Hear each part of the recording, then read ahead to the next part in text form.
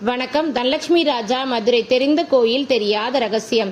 அருள்மிகு தண்டாயுதபாணி சுவாமி திருக்கோயில், பழனி, திண்டுக்கல் தைப்பூச திருவிழா சிறப்பு நிகழ்ச்சி.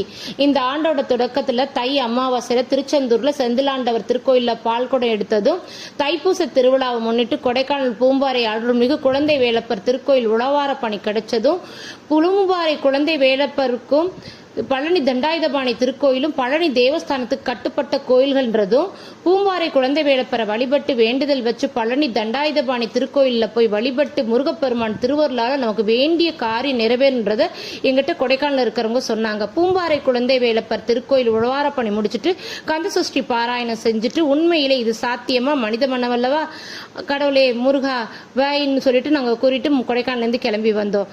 தைப்பூசமானது ஞானப்பழத்திற்காக போட்டியில சிவபார்வதிட்ட கோவிச்சுக்கிட்டு முருகப்பெருமான் கைலாயத்திலிருந்து பூலோகத்துக்கு வந்த முதல் தல பூம்பாறை. அதனாலதான் போகர் பெருமான் முதல் நவபாட்டணத்திலேயே பூம்பாறையில பிரதீட்சை செஞ்சார்ன்றதும், மீண்டும் பூம்பாறையிலிருந்து முருகப்பெருமான் பழனிக்கு கோவணத்தோட சென்றார்ன்றது திருவிளையாடு பார்ட்ல நமக்கு தெரிஞ்ச ஒண்ணுதான்.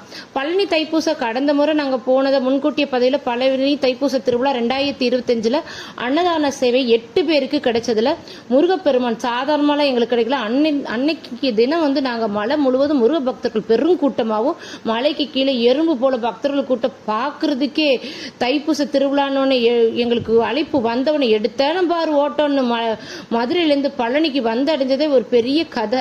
இந்த ஆண்டு தைப்பூசம் எப்படி போறதுன்னு நினைச்சிட்டு இருக்கிறப்ப சேலம் சீனிவாச சேவையாளர் குழு ட்ரஸ்ட் செல்வகுமாரி அம்மா சர்ப்ரைஸ் ட்விஸ்ட் ஒன்று கொடுத்தாங்க. அதுதான் இந்த தைப்பூச திருவிழா 2026 ஹைலைட்.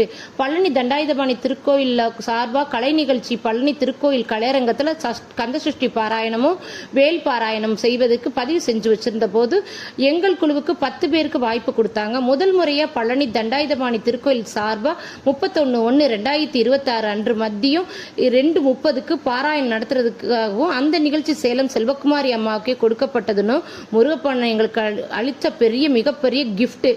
சாதாரண முருகப்பெருமான அடையணும், அவர் திருவருளை அடையினாலே பல படிகளை கடந்து கடுமையான மலைப்பாதை போன்றதுன்றதும், முருகப்பெருமான் ஒரு முறை நம்ம மீது கருணை காட்டிட்டான்னா கருணையின் கடல் நம்மளை மூழ்கடிச்சிருவார்ன்றதும் அவரோட திருவருள்.